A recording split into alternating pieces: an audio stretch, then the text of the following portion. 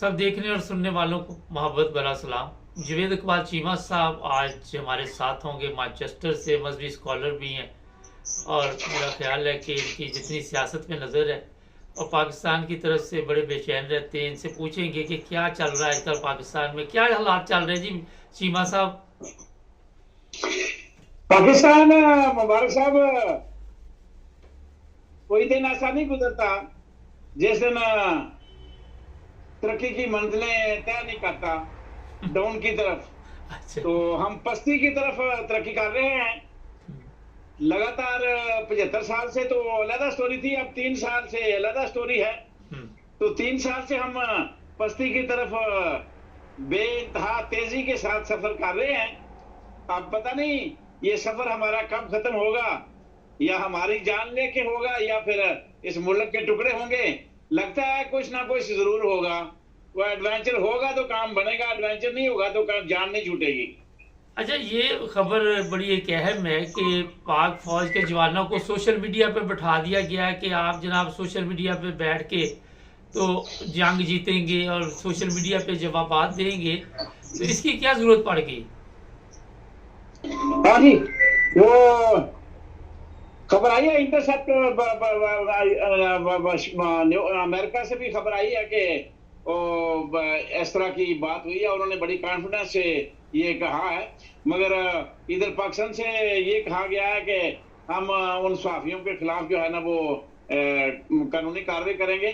तो कार्रवाई इन्होंने क्या करनी है, ये ड्रामेबाजी है, ये किसी मुल्क के खिलाफ। मैं तो समझता हूँ कि अभी इन्होंने जो ब्रिटिश वो जर्नलिस्ट के खिलाफ किया है, हो सकता है वो भी कोई ना कोई इनके खिलाफ गोल खिलाएगा, क्योंकि ऐसे तो बैठने वाला वो भी नहीं है। तो बाकी ये सब इनकी वो जबरदस्त है। वो जो कर रहे हैं, अब फौजियों को बजाय बॉर्डर पे भेजने के उनको डिजिटल दस्तखत बनाया जा रहा है। तो ऐसे ही है बस। असल में जेहन में कुछ नहीं आ रहा करना क्या है। ये कोई एक ही बात है जेहन में कि फिरौन जिस तरह कहता था सब अच्छा है, वो सब अच्छा को सुनने की उम्मीद पे मुल्क का बेड़ागर किया जा रहा है और अपनी आकबत खराब की जा रही है। और इस मुल्क के जो है ना वो तो बेड़ागर हो ही रहा है, अपनी आकबत भी बड़ा खराब होगी। और दूसरा इंटरनेशनल लेवल पे वो जो हमारी सुबकी होनी थी उसमें इजाफा ही होता जा रहा है। अल्लाह बेहतर जानता है अब ये क्या चाहता है। मैं तो एक ही बात कहता हूँ मुबारक साहब, ये शख्स इसके माइंड में कुछ और है। जब तक इसके साथ कोई एडवेंचर नहीं होगा ये मुल्क की जान नहीं छोड़ेगा। सर, एक बड़ा अहम सवाल है यहाँ पे कि बताया जा रहा है कि काफ़ी दिन गुजर गई हैं जो फैसला आया था, आपको ही पता होगा, जो इजाफी सीटें थी उसके बारे में, मगर अभी तक उस पर भी कोई अमल नहीं हुआ, उस पर भी कोई रोला ही पड़ा हुआ है। शायद आपको याद हो मैंने आपसे अर्ज किया था कि ये किसी कीमत पे तहरीक इंसाफ को ये सीटें नहीं देंगे। हाँ, कहा क्योंकि था। अगर ये सीटें दे दें तो फिर तो इनकी शिकस्त तस्लीम कर गए वो, क्योंकि वो तो मेजोरिटी में आ गया है इमरान खान। तो शिकस्त ये सीटें देने का मकसद ये है कि शिकस्त को तस्लीम कर लिया, इमरान खान को वजीर तस्लीम कर लिया। तो अभी तक वो उनके जेहन में फतूर है, उनके जेहन में अना का कीड़ा है, ईगो है, गरूर तकब्बर है, हसद बोझ कीना नफरत अरूज पे है इमरान खान के खिलाफ। और वो सोशल मीडिया पे जो नौजवान बिठाए गए हैं फौजी अफसर, वो भी वही जहर बोलते हैं जो उनको लिख के दिया जाता है पीटीआई के खिलाफ, इमरान खान के खिलाफ। बस उनका भी और कोई मिशन नहीं है। तो ये एक मिशन के अंदर ही पागल हो रहा है, एक मिशन के अंदर ही बेड़ागर्क हो रहा है, फौज का भी इमेज खराब हो रहा है। और एक शख्स है, सिर्फ एक शख्स है, उसका नाम है जनरल आसिफ मनीर, और वो ये सारे जो है ना वो तकदीर, मुल्क की तकदीर के साथ खेल रहा है। सर, राना सनाउल्लाह पिकनिक मना रहा है यहाँ पे बेगम के साथ, और पाकिस्तान में लाहौर पूरे में सैलाब आया हुआ है, वहाँ पे लोगों के लिए खाने को कुछ नहीं, बिल जमा करवाने वाले खुदकुशियाँ कर रहे हैं। तो ये पिकनिक जरूरी होती है? जब घर के सरबराह करप्ट हों, जबकि घर के सरबराही जना और शराब में मुब्तला हों, तो अगर उनका बेटा कोई शराब पी रहा है, जना कर रहा है, तो वो क्या कहेंगे उसको? क्योंकि जो सहूलत लेके आए हैं उन्हें पता है कि IPP के मुआहदे शहबाज शरीफ के हैं, मलक मंशा के हैं, शहबाज शरीफ के बेटे के हैं, अपना नवाज शरीफ के हैं, सैफुल्लाह वो खानदान सारे और मिल मिला के 6-7 कंपनी के अलावा, तो हर वो शायद जानते हैं 7 आदमी हमारे आए हुए हैं फ्रांस के अंदर वो खेलने के लिए, और जिनमें आखिर के नंबर पे तैराकी वाला आया है आखिरी नंबर पे। तो ऐसे ही है, फजूल ही। अब उन्होंने जाना भी को नहीं, जो आए ने 6-7 उन्होंने वापस भी नहीं जाना, वो भी स्लिप कर जाएंगे इधर। तो राणा साहब अय्याशी करने के लिए आए हैं। यानी इस मुल्क का अल्लाह ही हाफिज है, बागडोर भी उन लोगों के हाथ में है जो हर एहसास से आ रही हैं, और जो सहूलतकार हैं उनके अंदर एहसास इस हद तक मर चुका है कि वो सिर्फ एक्सटेंशन कुर्सी के चक्कर में इक़्तिदार के नशे में मुबतला है। बस वो वही बात है कि खानदानी होते हैं, और दूसरे लोग जिनको ऐसे ही मिल जाए हीरा कहीं नाली में गिरा हुआ, तो हीरे की पहचान होती नहीं है, वो गधे के गले में डाल देते हैं।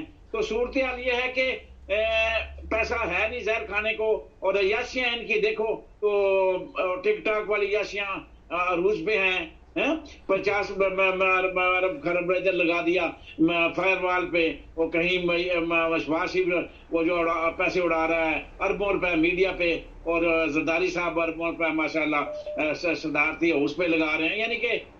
यानी हैरान कौन बात है कि इनके अंदर कोई एहसास नाम की चीज ही नहीं है, एहसास ही मर गया है। तो इंसान तो एहसास से होता है, वरना तो वो लाश है। जिसका एहसास मर जाता है वो तो मुर्दा लाश है, वो तो जिंदा में तो बराबर नहीं है। अब ये अपने आप को जिंदा कह रहे हैं, तो मैं तो कहता हूं कि जिसके अंदर इंसान के अंदर एहसास ही मर जाए तो वो तो मुर्दा में है। तो मुर्दे हैं, ये अपने आप को जिंदा फिरौन समझते हैं, मगर है मुर्दा लाश। अच्छा, मुझे हंसी आपकी बात से आई कि आखिरी नंबर पे आया, तो वो पता कि टिकटॉक पे लगा हुआ है कि कहीं डूब नहीं गया। शुक्र करो डूब नहीं गया, कितने हो ना बच गया।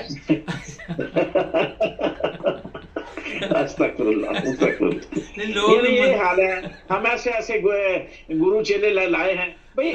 आप देखें आए कितने आदमी हैं, वो जो 7 एथलीट आए हैं ना, उनके साथ हमारे मेजबान कितने हैं, मेहमान कितने हैं, 27 है। वो पैसा ये नहीं। आप कोई मैं कहता हूँ मुबारक साहब, कोई जी शोर आदमी सोचे कि यार तुम इतने बंदे जा रहे हो उधर होटलों में ठहरोगे, अय्याशी करोगे, क्या लेके जा रहे हो और क्यों है इतने तुम? एक आदमी जाता है जहाज भर के ले, चाइना गया जहाज भर के ले गए, सऊदीया गया जहाज भर के ले गए, जिधर भीख मांगने जाते हैं जहाजों में जहाज भर के ले जाते हैं। वो सारा पैसा तो गवर्नमेंट ऑफ पाकिस्तान का खर्च होता है, तुम्हें एक पैसा मिलता उधर से नहीं है। इधर से तुम अपने अरबों रुपए जाया करके आ जाते हो सिर्फ अपने अय्याशी के ऊपर। ये कैसे हुक्मरान हैं? मैं तो वही कहता हूँ ना कि काश ये मर जाते, इनमें गैरत भी नहीं। अच्छा काश ये मर जाते, इनमें तो गैरत भी नहीं है। मैं तो रहा हूँ कि खुद ही कहते हैं ना, शर्म भी नहीं है, हया भी नहीं है, गैरत भी नहीं है। तो वाकई ना शर्म है, ना हया है, ना गैरत है।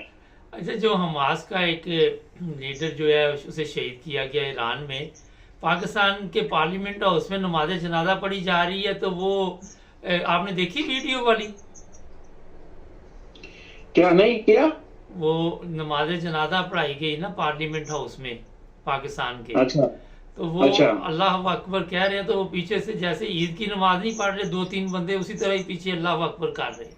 ये तो हालत है कि पहले सीट को ये बात तो छोड़े, गवर्नमेंट ऑफ पाकिस्तान की तरफ से एक भी बयान नहीं, सिर्फ इमरान खान की तरफ से जेल के अंदर से बयान आया है, और पाकिस्तानी हुकूमत की तरफ से कोई किसी किस्म की चूं-चां नहीं की गई। यानी आप हैरान होंगे कि ये हमारी खारजा पॉलिसी है, और ये हमारा स्टेटस है, और ये हमारा इमेज है, और ये हमारी सकत है, ये हमारी कुव्वत है, ये ताकत है, जिसके बलबूते पे हम जो है ना वो बड़े बदमाश बन रहे हैं, फिरौन बन रहे हैं। हमारे कोई इंटरनेशनल मामले पे हम जो है ना वो बोल तक नहीं सकते। पर चनार में जो कुछ हो रहा है जुल्म की था, बोल तक नहीं सकते, इनकी जबानबंदी है। मैंने ये देखें कि इससे ज्यादा क्या अलमिया होगा इस पाकिस्तान के साथ, और ये सब कुछ क्यों हो रहा है? इसलिए कि जो आए हैं उन्हें भी परवाह नहीं है। वो कहते हैं जिन्होंने लाए हैं वो जाने, उनका काम जाने, और जो जिन्होंने लाया है वो कहते हैं कि इनको हमने काम करने के लिए लाया था, काम उनसे हो नहीं रहा। बस समझ देख लें कि कैसी कौम है। इतनी बगैरत कौम पूरी दुनिया के नक्शे के ऊपर नहीं है जितनी पाकिस्तानी कौम बगैरत है। सर ये बताइए कि शहबाज शरीफ के मतलब एक खबर हमारे तक भी पहुंची, आपने भी सुनी होगी कि उसने इस्तीफा दे दिया था, फिर उसको कहा नहीं नहीं तुम इस्तीफा ना दो, दोबारा उसे बैठा दिया गया। तो ये चलने वाली है गवर्नमेंट कुछ भी? मेरे मुंह से गाली निकलने लगी थी, बच गया मैं। नहीं, कोई इस्तीफा नहीं, ये सब बगैरती है, ऐसे ही ढोंसले हैं। ये मर जाएंगे, ये मर जाएंगे, इन्हें ठुड्डे मार के निकाला जाएगा, ये इस्तीफा नहीं देंगे। दो बातें याद रखें, मैं इस वीलाग में आपको अहम दो बातें बता देता हूं। ना तो ये बगैरत इस्तीफा देके जाएंगे, ये ठुड्डे खा के जाएंगे, नंबर एक। नंबर दो, जनरल आसिफ मनीर साहब बगैर एडवेंचर के इस मुल्क की तकदीर के साथ उस वक्त तक खेलेंगे जिस तरह जनरल ज़िया ने खेला था, बगैर एडवेंचर के वो भी नहीं जाएंगे। और ये भी PDM 3 जो आया हुआ है, ये टोला भी उस वक्त तक नहीं जाएगा जब तक इनको पीछे से ठुड्डे नहीं मारे जाएंगे। ये कोई इस्तीफा नहीं देंगे। इस्तीफे दिलाने वाले, इस्तीफे लिखाने वाले, वो इनको लाने वाले, इनको घर भेजने वाले, वो एक ही शख्स है, उसका नाम है जनरल आसिफ मनीर, बस। अच्छा, और जो ब्रिटिश सहाफ़ी बताया जा रहा है उसे मुलाकात नहीं करने दी गई इमरान खान के साथ और वापस ही भिजवा दिया गया, उसने वज़ीर दाखिला को भी दरख्वास्त दी, सब कुछ दी, क्या इतना मसला है कि इमरान खान से मुलाकात क्यों नहीं करने दी? मैं कहता हूं इमरान खान के लिए इतना बड़ा हवा बना हुआ है, जिसके एक एक कॉलम, एक एक स्टोरी के ऊपर इनकी पेचेस लगे हुए हैं। वो कैसे चाहते थे कि ऐसे एक इमरान खान का डायरेक्ट इंटरव्यू हो जाए जो दुनिया में छपे और फिर इनके लिए वबाले जहां बन जाए। मगर मैं आपको एडवांस बता रहा हूं, इनके लिए वबाले जहां वो स्वाफी बनेगा और बनने वाला है। अनकरीब आप तमाशा एक नया देखेंगे। और इनको ब्रिटिश जो UK है, इनको अपनी औकात याद दिलाएगी। इन्होंने 2 हरकतें की हैं, एक काजी फायज़ ने जो ब्रिटिश एम्बेसी को खत लिखा था और जवाबन, और दूसरा अभी जो इन्होंने हरकत की है, इसका खमाजा इन्हें भुगतना पड़ेगा। आने वाले दिनों में देख लेना कि वो क्या इनको बहुत बड़ा खमाजा, ये तरले मिनटों पे आएंगे। देखिए इनके साथ क्या होता है, जो इन्होंने सलूक किया है स्वाफी के साथ, इनके साथ बहुत बुरा होने वाला है, ये नोट कर ले आज के बाद। थोड़ी सी इंटरनेशनल बातचीत कर लें। ईरान की तरफ से ये कहा जा रहा है कोई ऐसा वो हमला करेगा, आप समझते हैं कि ईरान कोई हमला करेगा इसराइल के ऊपर? नहीं, अगर मैं बेशक बुरी लगे मुसलमानों को मेरी बात, या ईरान को बुरी लगे, बहरहाल मैं तो समझता हूँ कि पहले भी इतना बड़ा हादसा हुआ था प्रेसिडेंट का और कुछ नहीं हुआ, और अभी भी कुछ नहीं होगा। असल में मामला जो है ना वो कुछ और हैं। बस कुछ ना पूछें मुबारक साहब, जो कुछ दुनिया में हो रहा है इंग्लैंड में उसको समझना इतना आसान नहीं है। गेम बहुत बहुत ऊपर जा चुकी है। अच्छा, जरा इतिहास से जवाब दीजिएगा कि इंग्लैंड में बड़ी खबरें चल रही हैं और हालात ख़राब होते जा रहे हैं। जिस दिन से आपको पता स्कूल पे हमला हुआ है, मुसलमानों के खिलाफ नफरत की कई खबरें हमारे पास है, तो क्या वजह कि हर दफ़ा मुसलमानों के नाम क्यों आ जाते सामने? ये होना ही होना है। एक तो जो है ना वो एंड हो रहा है दुनिया का, दूसरा ये जंग लगना है, ये पार्टीशन होनी है, अब ग्रुपिंग होनी है, और ग्रुपिंग में मुल्कों ने भी तकसीम होना है, तो उसके अलावा लोगों ने भी तकसीम होना है। तो मामला जो है ना वो उस तरफ जा रहे हैं कि क़यामत की निशानियां तो पूरी हो चुकी हैं। बाकी अब जो है ना वो सूरत हाल, ये हम जो बांगे बड़े बड़े दावे करते हैं ना, नहीं, हमने एक दफ़ा तबाह होना है, जो मेरे अल्लाह का कानून कुदरत है, और हम उसकी तरफ बड़े तेज़ी से गामजन हैं। अब मुसलमानों का जो है ना वो इमाम मेहदी से पहले उससे पहले जो इनका हाल होना है, वो हाल होना ही होना है, उसे कोई नहीं रोक सकता। और हमारे जवाल के दिन जो है ना वो आए हुए हैं, पहले ही आए, बड़े देर से आए हुए हैं। अभी हम मजीद नज़दीक तो जाएंगे, और बस फिर हमारा उस वक्त ही एक दफ़ा दोबारा जो जंग लग के नक्शा जो है ना ख़त्म हो जाएगा, टेक्नोलॉजियाँ ख़त्म हो जाएंगी, सब कुछ तो तबाह बर्बाद होगा।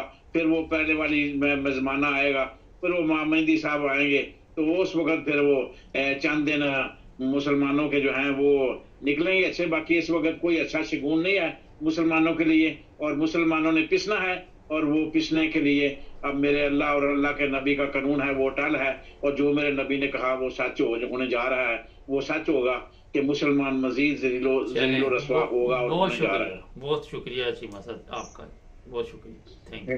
Thank you. नाज़रीन, बात चीमा साहब ने जो कही कि हर जगह पे मुसलमानों के ऊपर सवाल इस वक्त चल रहा है, किसी भी मुल्क में आप देखते हैं, गौर करना चाहिए क्या वजह है इसकी, क्यों नहीं हमारे हालात ठीक हो रहे। चैनल को सब्सक्राइब करना मत भूलें, जुड़े रहे हमारे साथ।